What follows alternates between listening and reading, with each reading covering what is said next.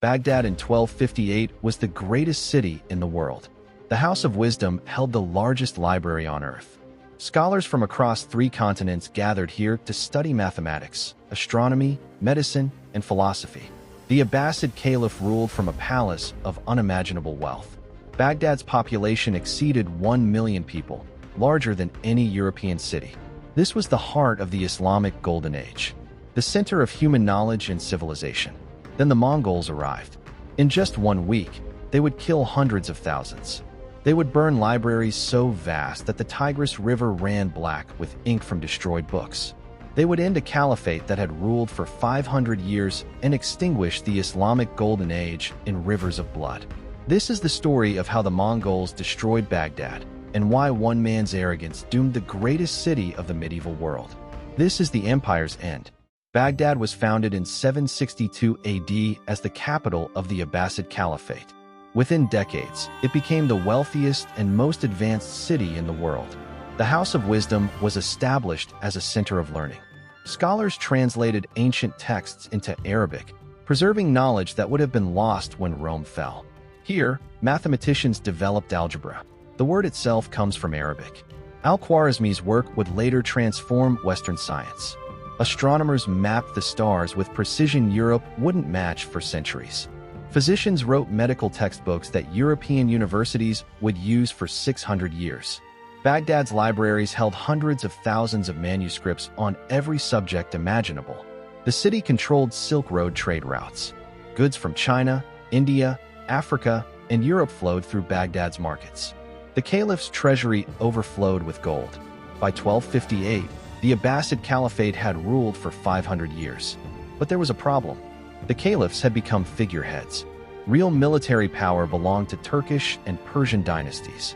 The caliph controlled Baghdad, but his actual army was weak. Al-Musta'sim, the caliph in 1258, was more interested in luxury than military preparedness. He had perhaps 50,000 soldiers, many poorly trained. He believed his position as caliph made him untouchable. He thought no Muslim would dare attack the spiritual leader of Islam. And he believed divine protection would save Baghdad. He was catastrophically wrong, because marching toward Baghdad was an army that had destroyed every city in its path. An army that had conquered half the known world. An army led by Hulagu Khan, grandson of Genghis Khan. And the Mongols didn't care about spiritual authority. They cared about submission. Hulagu Khan was the grandson of Genghis Khan. In 1253, his brother, the Great Khan, gave him a mission: conquer everything from Persia to Egypt. Hulagu assembled an army of over 150,000 warriors, Mongol cavalry, and Chinese siege engineers who knew how to reduce any fortress to rubble. As Hulagu marched west, he destroyed every city that resisted. The assassins, a feared sect of Islamic warriors, surrendered without a fight. Hulagu executed their leaders. Persian cities that resisted were annihilated. By 1257, Hulagu reached the borders of the caliphate. He sent envoys to Baghdad with a message: submit to Mongol authority. Dismantle your fortifications. Send hostages. Pay tribute. The caliph's advisors were divided. Some urged immediate submission. They had seen what happened to cities that resisted. But Al-Musta'sim sent an insulting reply. He reminded Hulagu that he was the caliph, spiritual leader of all Muslims. He warned that if the Mongols attacked Baghdad, the entire Muslim world would unite against them. He said divine protection would shield the city, and he refused to submit. This was a catastrophic miscalculation. The caliph didn't understand that the Mongols didn't care about religious authority. They had destroyed Buddhist kingdoms, Christian kingdoms, and Islamic kingdoms with equal efficiency, and they had never lost. In November 1257, Hulagu gave the order.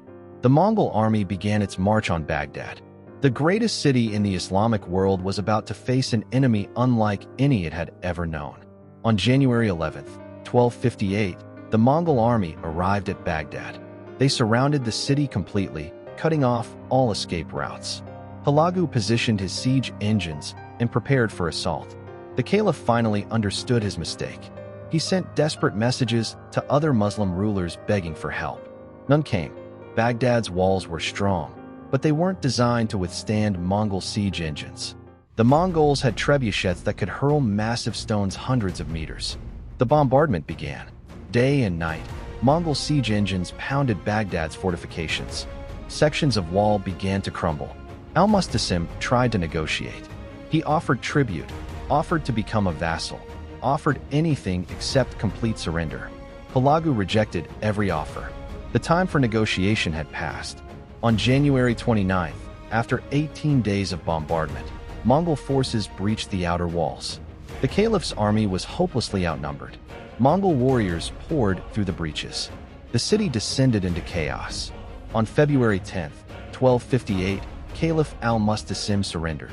He left the palace with his family, hoping surrender would spare the city. Hulagu accepted the surrender. He ordered the Caliph to command all remaining soldiers to disarm and assemble outside the city. The Caliph obeyed. Thousands of soldiers laid down their weapons and gathered as ordered. Then the Mongols surrounded them and slaughtered them all. Hulagu gave his army permission to sack the city, with one exception. Christian and Jewish quarters were to be spared.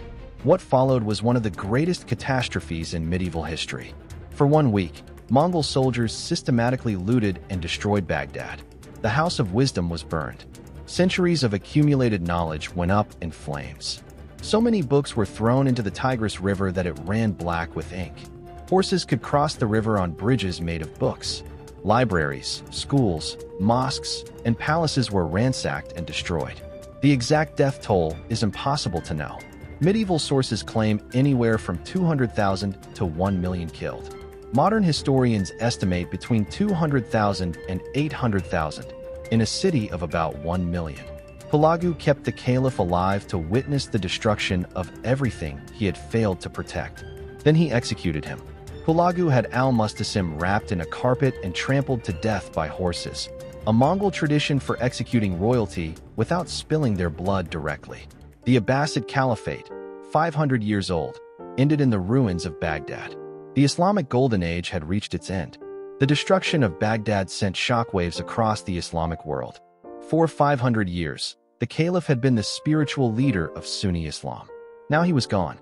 The city that had been home to over 1 million people was reduced to perhaps 100,000 survivors. The House of Wisdom, the greatest center of learning in the medieval world, was completely destroyed. We can only guess at what was lost. How many scientific discoveries, mathematical innovations, and philosophical works disappeared in those 7 days. But there was one consequence that would prove significant. 2 years later, at the Battle of Ain Jalut in 1260, the Mamluks in Egypt defeated a Mongol army. The Mamluks had been motivated partly by what happened to Baghdad. They knew submission meant destruction. Ain Jalut stopped Mongol westward expansion. Egypt and North Africa were saved. But for Baghdad, salvation never came. The city would eventually recover, but it would never again be the center of the Islamic world. That title moved to Cairo under the Mamluks, then to Istanbul under the Ottomans. The Islamic Golden Age, the period of unprecedented scientific and cultural achievement, effectively ended in Baghdad's ruins. Some Abbasid family members escaped and established a shadow caliphate in Cairo, but it was purely ceremonial. Real power belonged to the Mamluk sultans. The destruction of Baghdad marked the end of one era and the beginning of another. The age when Islamic civilization led the world in science, mathematics, and philosophy was over. One city's fall, 1 week of destruction, and the course of history was changed forever. All because one man, Caliph Al-Musta'sim, made a catastrophic miscalculation. He believed his spiritual authority would protect him. He thought divine intervention would save Baghdad. He trusted that no one would dare attack the Caliph. He was wrong about everything. The Mongols didn't care about religious titles or divine protection. They cared about submission. And when Al-Musta'sim refused to submit, he signed his city's death warrant. The knowledge lost can never be recovered. The books thrown into the Tigris are gone forever. We'll never know what scientific discoveries, what mathematical breakthroughs, what medical advances disappeared in that week of destruction. But we do know this.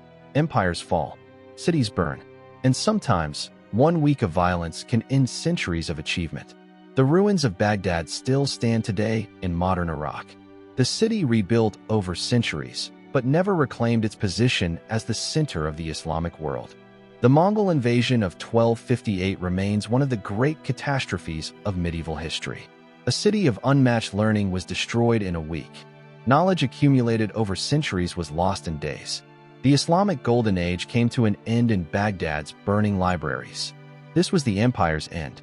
Next time, we're exploring the Battle of Manzikert in 1071, the battle that doomed the Byzantine Empire and opened Anatolia to Turkish conquest. Subscribe so you don't miss it. Thanks for watching.